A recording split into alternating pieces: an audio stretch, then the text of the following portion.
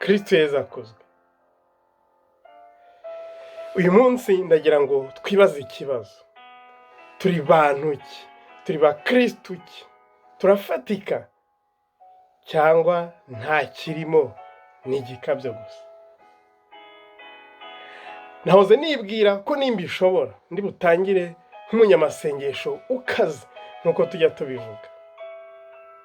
Wenda simbikora neza, wenda simbishobora neza, nta nubwo nca urubanza, ni urugero gusa, kangerageza.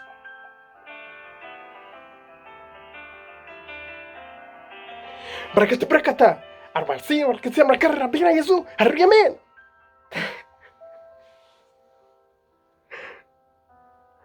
Nanjye biransekeje. Sinshatse kubipinga, buri wese wenda agira ikimufasha, ariko ndibaza niba amasengesho yacu, umubano wacu n'Imana byagombye kugarukira muri ibyo ngibyo gusa, kuko akenshi njya mbona bisa no kwigirisha. Niba hari ibiri byo nyabyo byaba ari byiza.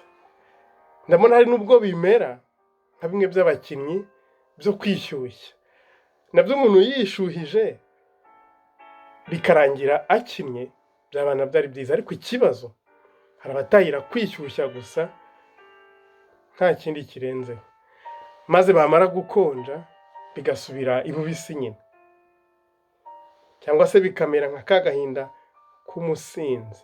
Iyo zikimurimo ngo yibeshya ko ibibazo byashize, ariko zashira mu mutwe amaze kugarura ubwenge agasanga bigihari cyangwa se byiyongereye. Nidushake igifatika gifite ireme. Mu gitabo cya mbere cy'Abami, umutwe wa 19 umurongo wa 11 tugakomeza, batubwira ko mu muyaga rusatura amabuye, mu nkuba, mu muriro, mu mutingito, muri ibyo byose biteye ubwoba, Eliya ntabwo yabonye cyangwa ngo yumvemo Imana, ahubwo mu kayaga gatuje niho yumvise ijwi ry'Imana. Si ukuvuga ko aho hakomeye, hamwe hakanganye, Imana iba idahari cyangwa se hatinya. Oya, Imana iba ihari. Ikimenyimenyi, ivanjiri twereka Yezu ugenda hejuru y'amazi nkaho nta cyabaye, kandi inyanja yitera hejuru cyane biteye ubwoba. Imana yacu ni nyembaraga, aho rukomeye ni nyirimitsindo. Petero mu gushidikanya ntabwo yashoboye kugenza nka Yezu. Natwe mu gushidikanya ntidushobora kuba nka Yezu no kugenza nkawe. Yezu abivuga neza mu magambo yumvikana, muntu w'ukwemera gukeya. Matayo 14:31.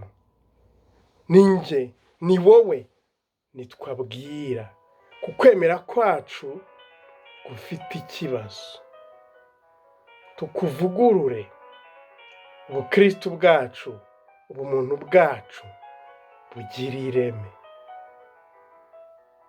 Usanga kenshi iyo nta cyabaye duhinda cyane, bimwe bita mu by'abakristo bo ku cyumweru, kubera ko ntacyo dusabwa gikomeye, ukagira uti dore umuntu hariya, dore umukristo. Bamwe bakaba banihanukira bati bose barabizi, ninjye wicara imbere aho dusengera. Abandi bati nge ndirimba nk'abamarayika, nimvuga abaririmbyi wenda aho nanjye ndahagwa. Kera twajyaga turirimba ngo ni inkuba ya runihura.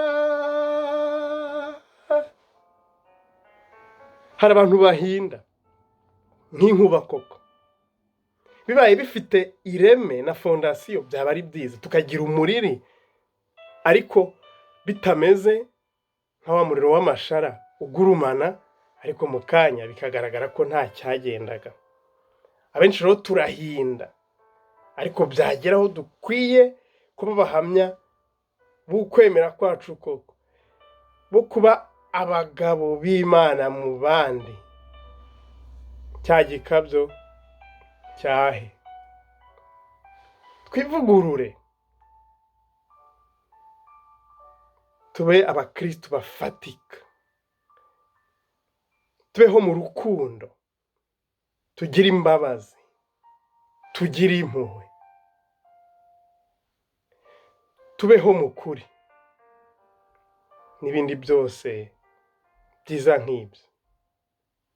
Kuvuga no gutaruka, tuzi ibyo tujya tuvuga ngo ireme ry'uburezi, iyo abana batarezwe bakabura uburere, kuzagorora igiti kimaze gukura biragorana cyangwa ntibinashoboke. No kwiga udashaka ni kimwe, no gushaka iyo byabaye ukundi nabyo kimwe n'ibindi byose hari ubwo tubyita ngo no guherekeza abandi.